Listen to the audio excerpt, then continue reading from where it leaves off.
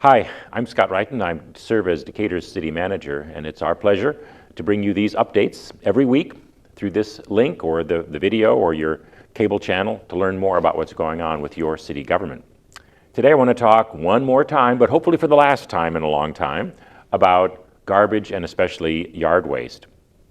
In December, the City Council approved a complete overhaul of the Garbage and Recycling Ordinance, we call it Chapter 56, which made revisions and updates to all aspects of how garbage, recycling, yard waste, and bulky waste are collected for residential customers in the city of Decatur. The way it was put together in December is it allowed the private sector to more directly involve the terms and conditions of what we called premium service, above and beyond basic service, for those customers who wanted to have premium service and pay an extra fee for it, thus disconnecting it from base services, which allowed the base service rate to be a little bit lower.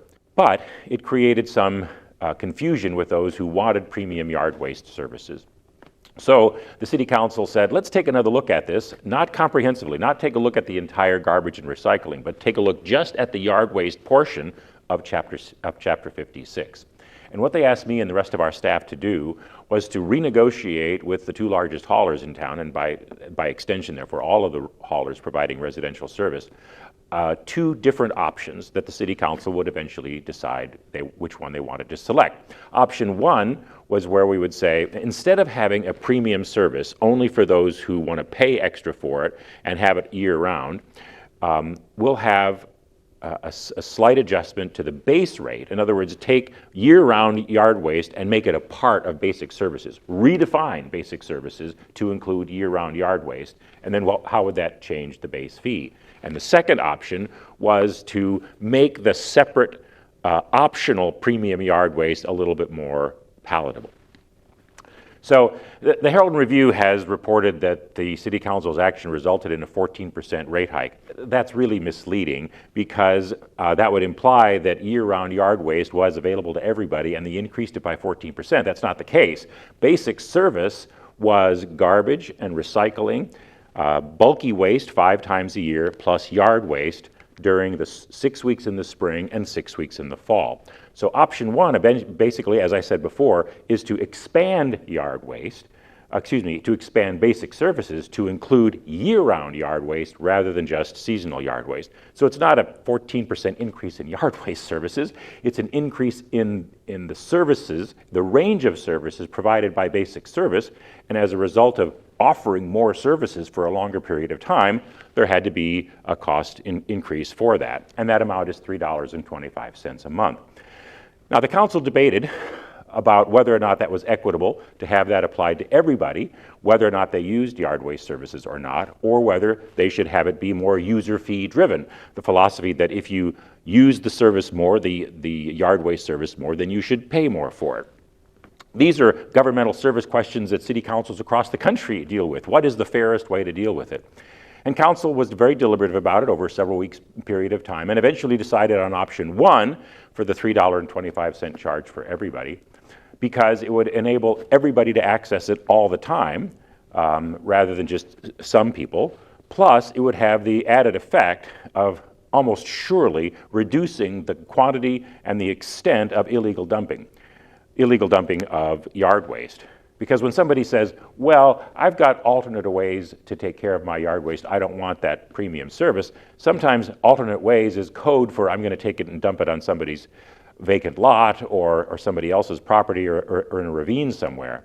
And I will tell you, as city manager, I know that because we have hundreds of vacant parcels throughout the city, they are frequently the target of illegal and unauthorized dumping, not just of yard waste, but also of garbage and other debris. And we want to stop this. It's completely counterproductive to our goals of trying to clean up some of our neighborhoods. And not only here, but in many other cities across the country, they've discovered that when having some kind of garbage service is mandatory, then people will use it because they're paying for it anyway, and that will, over time anyway, reduce the amount of dumping, not just of yard waste, but of other garbage and debris. People who have made arrangements for premium services and already paid for those since the December change will have those amounts credited to their account, and there will be no retroactive billing. If you have other questions, you can feel free about yard waste to feel free to call our city offices. And we'll be giving some additional information out about some of the more of the details than I have time to cover here later in April.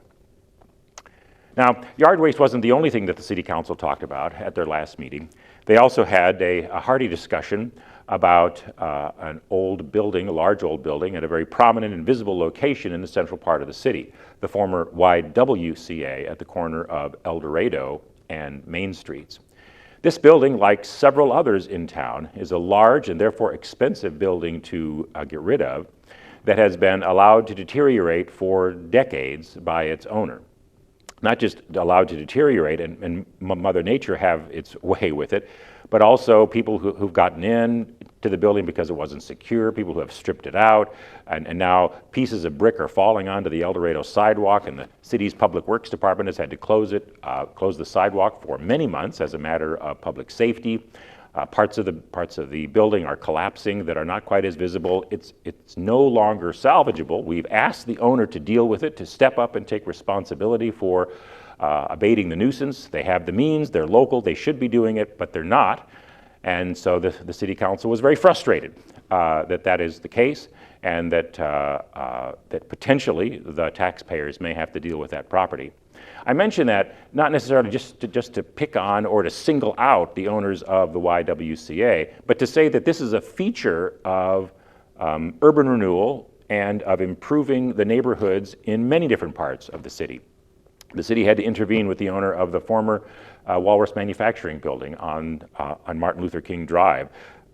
As a part of our incentive package to Tillamook, we helped them take down the old McClellan Grocery Building, also on Martin Luther King Drive, although they agreed to take down many of the other buildings, and that whole section on the east side of Martin Luther King, north of the Norfolk Southern tracks, is going to get a facelift considerably by a lot of demolition. Last year, as many people know, the city negotiated an arrangement with the local school district to split the cost of taking down the former Woodrow Wilson Elementary School at the corner of Sunset and South Oakland Street. But there remain many of these large buildings. Our demolitions aren't limited just to these homes, which are cheaper to get rid of. And so making sure that the city takes all legal steps possible to hold property owners accountable, especially those with the ability and the financial resources to take them down, is an ongoing challenge, and one that we take seriously because we don't think that the taxpayer should have to pay for the neglect of private property owners. But I want you to know that we take every step we can to try to make them accountable, and that in those cases when we don't, we end up seizing the property. Just know that your mayor and city council are consistent about that and are trying to use the limited dollars we have for demolition to make them stretch as much as possible. And that's why this discussion was so frustrating. Ultimately, the city council decided to move ahead with the removal of asbestos from the building. That's just the first step in the demolition process. So stay tuned as we give you some more information about how, frankly, Decatur's skyline is changing in the years ahead. Thanks for tuning in.